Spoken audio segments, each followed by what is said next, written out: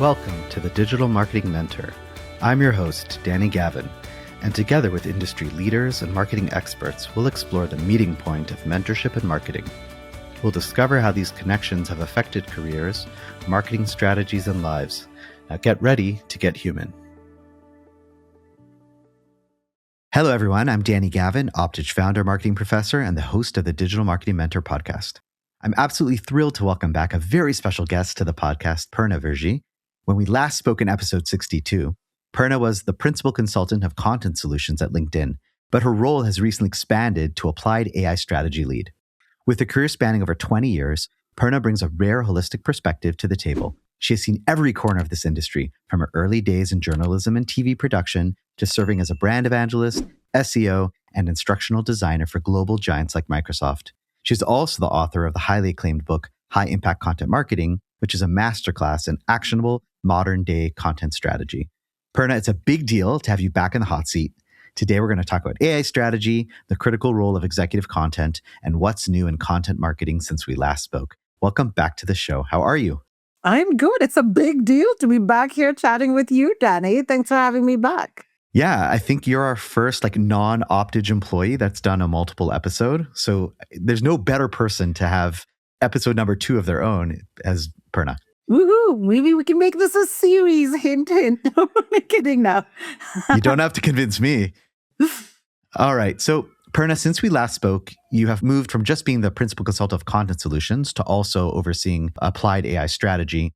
How has your holistic view of marketing shifted with this new focus? The thing is that it's a new focus for me here at LinkedIn, but AI has been something that I've worked on for a decade. Like literally in 2016, I was the one talking about voice search when Cortana was the things I was at Microsoft at the time. And I could very quickly see how Cortana was becoming a big shift. We had Xiaoice in China at the time. That was the friendly chatbot that was all the rage. And you could see people's interactions with technology changing. So I literally have been talking about AI in marketing since late 2015, early 2016, from whether it was voice search, visual search, AI-powered search, early chatbots, which is of the early sort of nascent invention of what now we see agentic AI, et cetera, becoming. So it's a place that I know very well. And so when we were looking at, it's no surprise that our entire industry has been shifting more and more to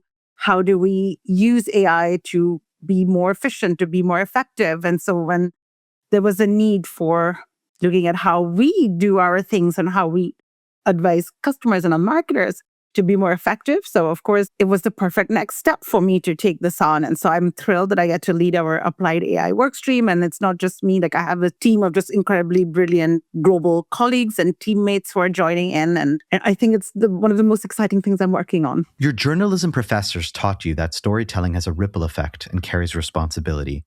How do you apply those ethical guardrails to AI-generated executive content today? And I love that you remembered that and brought that up. But the one is that responsible applies to everything we do, how we show up. So I'm never a fan of hey, just have AI write your post and then just keep posting everything. It's nope, people want to hear from you. So AI is your tool. It can help you, but you're the one that has to give it the ideas and everything. So it's not just, trust me, I've gotten asked this question and what if I just have AI read the transcripts of all my meetings or have it read through all my inbox and just have it create posts and then I just never have to think about it. I'm well, what is the point of doing that? You're trying to build a relationship with your audience and they want a relationship with you. People aren't stupid. They can absolutely tell the difference. So that's number one. 2 is also, so how you go about it. So I'd say that what you can do is help you find the ideas in it. So you can do a voice note into AI, do your sort of thought dump where you could just do stream of consciousness, no structure. And then you can have AI identify okay, my audience. These 2 or 3 kernels would be really good for you to take out. So it's a little bit things like that. When it comes to executive thought leadership, it also comes to sometimes a little bit more polishing, read my post, help me make it better, help me make a stronger hook. All of those things are amazing ways to use AI. If I could have my AI go to the dentist and get a root canal for me, I would so do it yesterday, but sadly, it'll have no benefit. It would still be me. You've long followed Will Reynolds' advice. When someone sends the elevator down for you, you need to send it down for someone else. Yeah. So in the fast-moving world of AI right now, How are you currently sending the elevator down for others? So the big thing that I believe is if I'm learning anything, if I'm having an aha moment, I need to share it with others instantly. So I post a lot more on everything that I'm learning or thinking or sharing all the time. And I'm writing more. I write for both Search Engine Land and Search Engine Journal. I'm like constantly putting ideas out there. Like sometimes I have more ideas when I'm sending, poor Shelley Walsh, editor at Search Engine Journal, or Danny at Search Engine Land. I'm like, hi, I have this article. Do you want it? Do you want it? And they're like, okay, this is great. Thank you. Keep sending them. But then after like the 3 articles in a row, I'm wondering, am I bombarding them? So no, I think it's so exciting. And if you can just share it out, plus the benefit is to you, right? Isn't the saying that to teach is to learn twice? And so it's actually doubly helpful. Like I said, I'm putting my thoughts down. It's great. And then I mentor others as well and give back as much as possible. Yeah, I love the teaching or learning through teaching because obviously you want to give, but more often than not, by teaching, that's actually how you really understand something better. You'll find those little points that, you almost those little doubts like, oh, is it this or is it that? Or like, do I really do it like this? Exactly. So when you're trying to teach others, that's when your thoughts will get refined. Or I'll have mentees will ask me a question and I'm like, oh, I never thought about it that way. So it's awesome. It's so helpful and it's such a win-win for both of you. So one of the topics I wanted to discuss today was in response to some recent insights you've shared on LinkedIn, specifically on executive content and its role in content marketing. You recently noted that roles like head of CEO content are commanding salaries from $240,000 to $1.5 million at companies like PayPal, OpenAI, and Virio. Why has this skill become one of the highest paid jobs in tech during the AI boom? Oh my gosh, and we see this everywhere. And ever since I wrote that, if we look at the Anthropics, the OpenAIs, the Microsoft, they're all hiring storytellers because that is the one thing that AI cannot yet replicate with good essence. We're also realizing that a lot of these AI products, they're all new. Yes, if you're in the tech bubble and you're deep in the tech space, like so many of the people we'll talk to every day are, people will get it. But that's just a small, small bubble. There's millions and millions or billions who AI is still new to them. It's still scary. Like they're associated with those Hollywood scary movies like Terminator or whatever. If you're trying to position and showcase AI from something that's so nebulous to something that's very tangible, you need a good storytelling to actually translate something that is so advanced or misconceived of. So that is a big reason why. And AI can help, yes, but it cannot do it for you. The other reason why is because there's a new baseline, right? AI set a new baseline.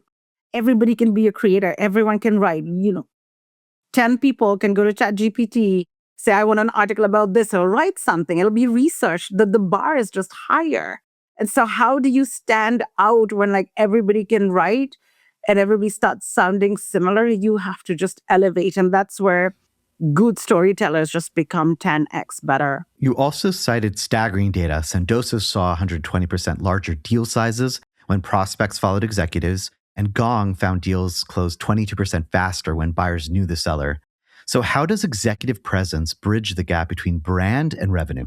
We're seeing people increasingly wanting to follow people. There's less trust in institutions. Like people are less likely to follow the brand versus they want to connect with the person. Let's look at the biggest tech companies in the world. If you look at Microsoft or Google, if you look at their following on LinkedIn, they have really good large followings. But if I look at Satya Nadella or Sundar, their CEOs, they will have almost double the following of the main company, right? People want to hear from them. The person is what connects the brand. Even if I think of any company now, well, let's say McDonald's has been in the news now with their CEO eating the burger. Like if you think of McDonald's, you don't just think about the brand, you think about Ronald McDonald, you think about now the CEO and him taking that bite, right?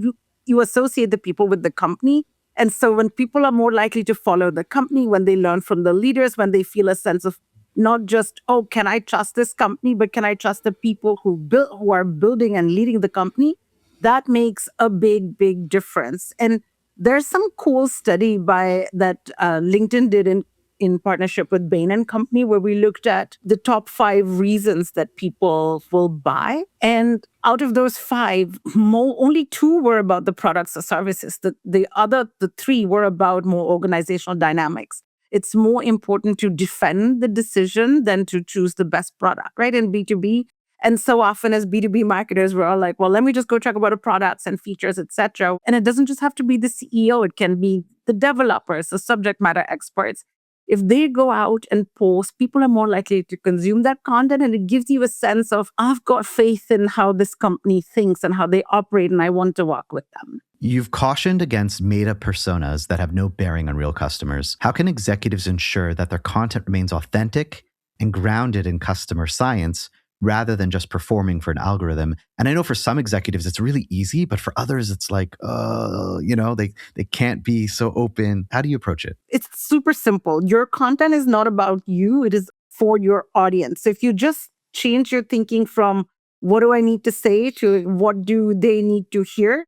So it just starts by taking a little time to think about the audience. What do they care about? What keeps them up at night? What goals are they chasing? What are the common friction areas that they have? And from there, it's so easy. You can almost train it like a radar to think about what's going to resonate.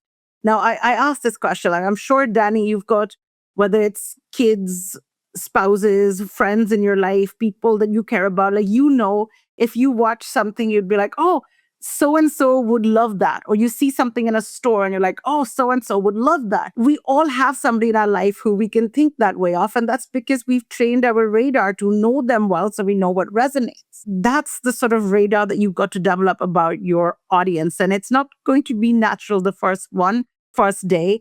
It's something you build up, but it is absolutely essential because then in your day-to-day, so let's say you have a meeting with a customer and they ask a question and then you realize like, oh, that's a really good question. The answer I give them could actually help lots more of my customers. And so then you can share something like that. Or if you're having a meeting or just going about your day-to-day, you're talking to a colleague, you see a research stat, something that surprised you, you could be like, oh, this would help. So this would resonate so well with them. And so I think it's a very long way of saying, get to know your audience. And AI can help you a lot there. You can use AI to look at your tickets, to review calls if you save call transcripts. You can have it look at, social media. Like, for example, Perplexity can read through all of Reddit. And you can read through what people are saying about in your niche or about your brand.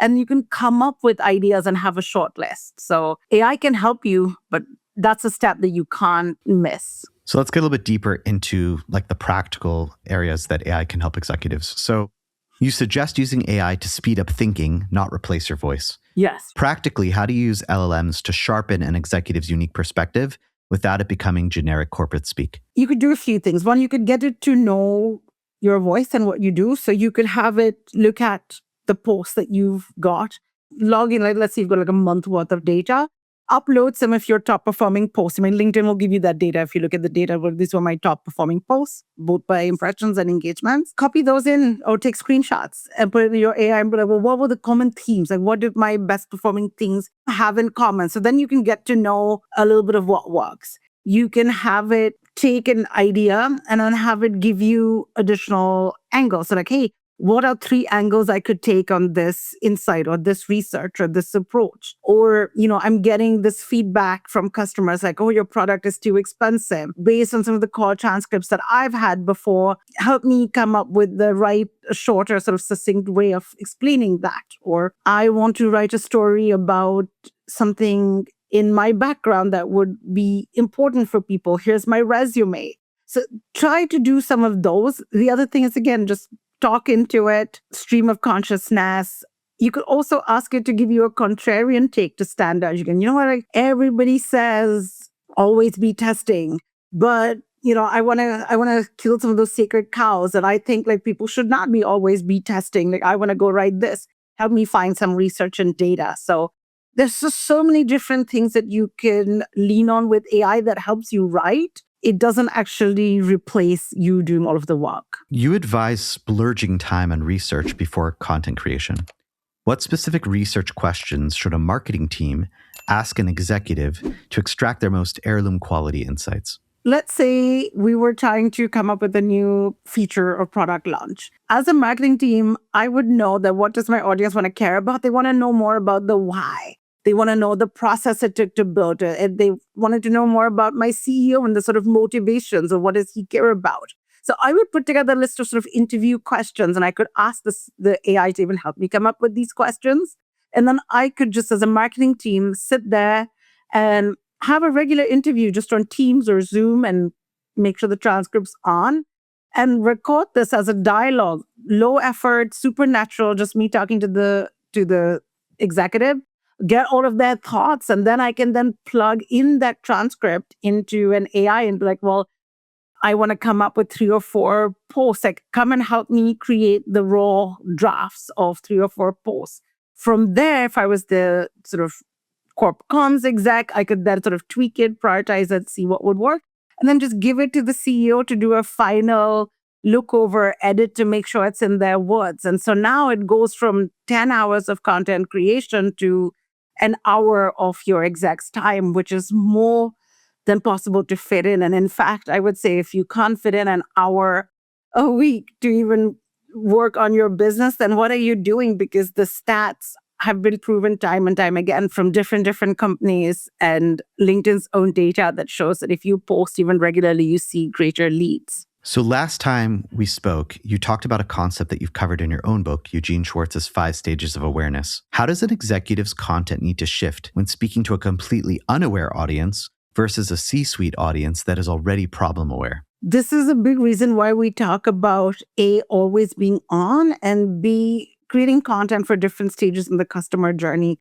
So if they don't know who you are, they don't know why you exist, or they've never heard of you, which is it's a big problem because in B2B, what we find is that 86% of people will choose a company that's been on their short list from day one, right? There's thousands of companies. So how do you get on that short list? That's where your exec content can help. And what we see cuts through from executive contents is teaching people something that they didn't know about or showing them a new way of looking at something. That people really come to LinkedIn to learn and grow. Even execs too, they want to look at new ways of approaching the challenges that they're dealing with. So a company can do that. Another thing that the exec can do is, again, tie it back to them. There's really 3 core stories that an executive can really lead with. One is about, tell me about the customer priority and pain. So you can lean into stories like that. You'll be like, hey, today I was talking to XYZ and their big issue has been blah, blah, blah. And here's how we think about it. So those could be stories that are rooted in your actual customer. Another type of story could be a transformational story about the clear vision, like how to navigate the winners and losers. So you could be like, right now, most people we talk to are dealing with X. But in the future, there's an opportunity for AI to come in and do, ABC. So you can be the bridge of the current pain to the future hope. And then the third one, which is another really good one, would be personal journeys, personal stories. Why did you create what you are creating? Right? What are your stories? Like, why are you so passionate? What made you want to be the CEO of this company? What have you grappled with? In healthcare, for example, you'll see like VPs or senior leaders when they'll say that in my childhood, my mom was a NICU nurse. I would come and see this. And so it just sort of grounds it into this is what shaped me. This is why. And that helps people want to trust you. So these are really like the 3 story types that you can take that really help with somebody who's earlier in the journey, but they also resonate with people who might be a little aware of you, but not really thinking of you in their problems. Thank you. Those are rich examples, and I think will be really helpful. You just released this new playbook focused on founder-led sales and marketing. What was the most surprising thing you learned from interviewing startup founders about building a movement rather than just a company? Well, one was just how effective it was. We all knew at some level that, yes, it works. The more time you spend on posting and people getting to know you, it works. But the fact that startups whose founders post at least 10 times a year see 33% more leads than those that don't, I'm like, that's huge. And that's a LinkedIn's own research. Or Sendoso, the third party, if we look at them, they said that they saw up to a 3.7x higher deal size when the exec posted regularly. Or the Gong stat that we talked about earlier, which said the deals closed 22% faster. So it's more leads, larger deal sizes, and faster pipeline acceleration. Like those 3 were just seeing the actual numbers was the one that really stood stood out to me. And then hearing folks like Irina from Hootsuite and, Arvind Jain from Glean, the founder of Glean, who says that, he encourages thought leadership as a company-wide effort and that he wants everyone at Glean to come together. So I love to see the stats and then how folks are empowering their teams to do it. So cool, because you had a hypothesis and you kind of knew it already, but then when you get these real life examples, it just makes it all yeah, it cements it. It is. And so we did this in partnership. So I authored this playbook in partnership with the LinkedIn from Startups team. And we did this because Scale Ventures was talking to us and they said that a lot of their founders were having these questions or they were encouraging founders to do it. And we're like, you know what? Let's just go and put some research behind this and advice. And so, yeah, the numbers were like, oh, we know it's important, but whoa, it is so important. So the playbook outlines 5 clear steps to turn expertise into demand. Without giving away all the heirlooms, what is the very first step an executive should take? One is to lead with the perspective and not the product. So I think the biggest shift that people make, or when people first start posting on LinkedIn on behalf of their company, so I see this whether you're a Fortune 50 company or whether you're a fast-growing startup, is that they'll always want to lead with their product. They'll be like, hey, we help X do Y, but that's not what you should lead with. It's a 3-step. People need to know you, they need to like you, and then they will trust you. And when they trust you, they'll be much more likely to buy you. Don't go straight for the sales pitch. Just share your story first. So that's the first thing people should think about is what is my story? And we all have stories to share. So many feel repurposing content is repetitive, but you argue that it's necessary for things to stick. How do you determine if an idea is one that deserves a global rollout? You should definitely repeat content, and that's for 2 reasons. One is that the first time you post it, not everyone in your total addressable market is going to even see it. Right? So you want to post it again so that more and more people can see it. And then the second reason why you should do it is it's going back to instructional design and adult learning behavior. Repeating ideas helps them stick. It's the same reason why a company like Nike will have Just Do It as their logo and they don't change it. Repetition makes things stick. So how do you determine what to do is it something that's done really well? Post it again. If it's something that's clearly relevant for your audience, it's resonated before, post it again and again. And the second thing is if it's really, really important for you to get it across very often and that there's clear value for your audience, right? It's not just, I want to talk about my new pitch. No, is it something that's important that your audience, you're changing a mindset, you're helping them see something new, share it again. And yes, you can share it again, even as text. Another clever way to go about resharing content and keeping it feeling fresh is to put it in a different format. So if I've come up with a text post, can I convert it into a carousel? Can I convert it into a document? Can I convert it into a video? And that way you can keep sharing the same content, but because it's coming in different formats, it can feel fresh and interesting. And it's more inclusive because people have different content consumption styles. You get to give them the content in the format that they most prefer to consume it in. So I think you just answered my next question, but I just wanted to see if there's anything else that you wanted to add. But how can a company build a library of executive content that remains valuable 3 generations later rather than just being worn once and tossed? Some of the biggest things, and this was a great idea from Gal Aga and from some of the founders that we interviewed, where they said that they create systems, so they create an entire sort of library of content that they've posted. So whether it is an entire page or a section on their audience, the pain points of their audiences or key points about their ICP or the ideal customer profile that they want to know. So that way they have a source of truth. The other thing that they'll do is these are the hooks that I've used that they've worked.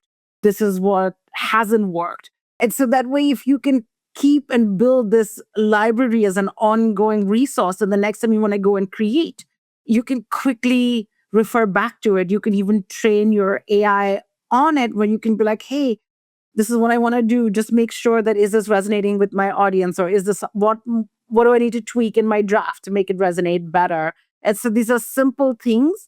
Plus, it is something that can be a shared resource across marketing and comms teams and the executives. So this way, others can add to it as well. And it's not just solely in the hands of one person. And I think those are the smartest executives and CEOs when they can create that system. Do you think there's a large gap between the CEOs and executives who know how to do it and then the ones who like have no clue? There is, and that gap is just confidence. So I think Yeah. when you don't start, I love the comparison of comparing it to somebody who is a marathon runner and somebody who's a couch potato, right? If you're sitting on the couch and you're like, oh my God, they're running like miles and miles every day, like how? And like maybe that's just not me. I'm like, nope.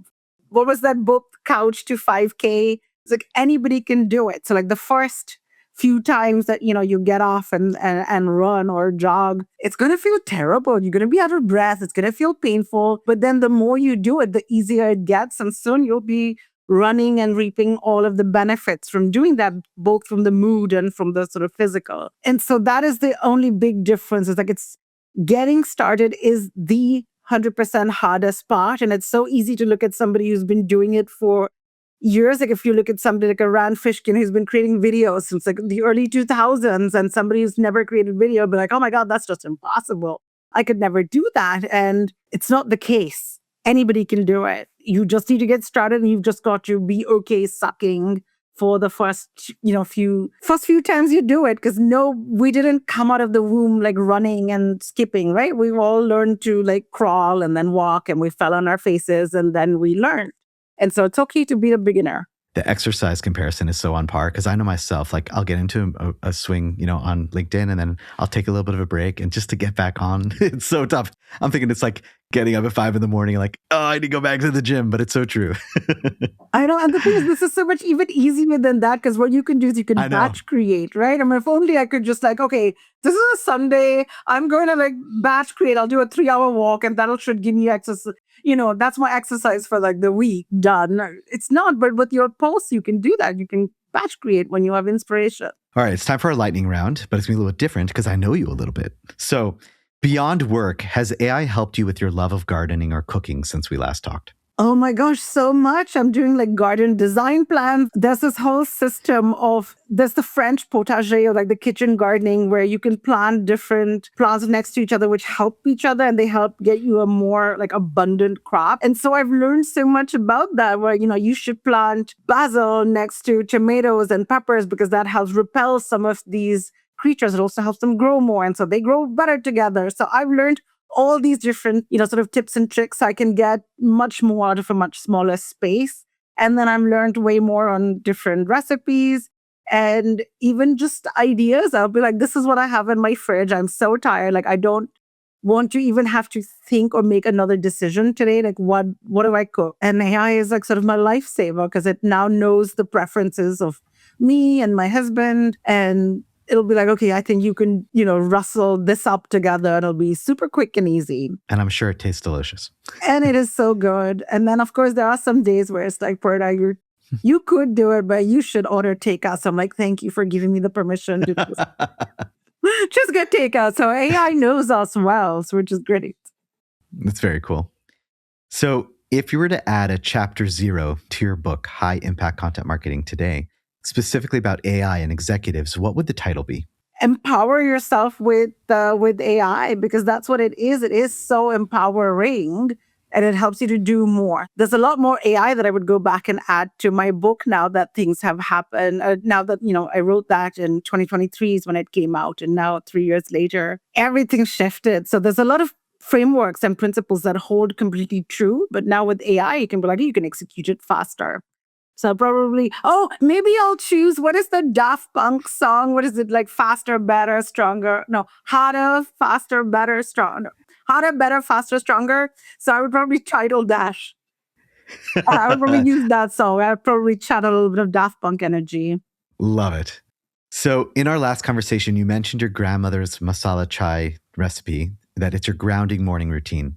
How else do you ground yourself before a high-stakes AI strategy meeting to ensure you stay focused on the human side of the data? I'll try to read a single customer story, or I'll think back to a recent customer meeting, and I'll think back to the actual dialogue or the conversation I had with the actual person, the marketer. And so then I'm creating, I'm not just creating in a vacuum for this like nameless, faceless group of people. I'm creating for, these are my peers. These are the people that, I might be 2 or 3 steps ahead of them. This is what I want to show them or what I'm excited about. So I'll always try to ground myself into who am I solving for? What is the issue? And why does it matter to them? And if I go back to that, I'm always steered in the right direction. Love that. So we're going to include a link to the playbook, but if you can just remind our listeners, where can they find your newest insights on AI strategy, content, and everything else? You can follow me on LinkedIn, of course. That's my hub where I'll share everything there. So everything I'm constantly learning, doing, reading about,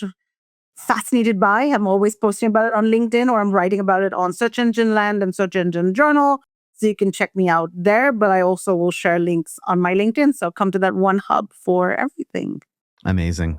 Well, Purna, this was such an awesome discussion. I'm so glad that we got to reconnect and everyone can hear an update about you, which is so cool. Thank you for joining the Digital Marketing Mentor, and we hope to speak with you next time. Thank you for listening to the Digital Marketing Mentor podcast. Be sure to check us out online at thedmmentor.com and at the DM Mentor on Instagram. And don't forget to subscribe on Apple Podcasts, Spotify, or wherever you listen to your podcasts for more Marketing Mentor magic. See you next time.